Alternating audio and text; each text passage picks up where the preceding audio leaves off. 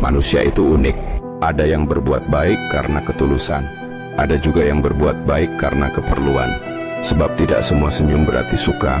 Tidak semua bantuan berarti peduli. Ada yang tulus memberi tanpa pamrih. Ada pula yang memberi sambil menanti balasan. Maka jangan cepat menilai dari apa yang terlihat, karena niat tersembunyi jauh lebih dalam daripada tindakan yang tampak di permukaan. Tetaplah jadi baik, meski tak semua membalas dengan kebaikan.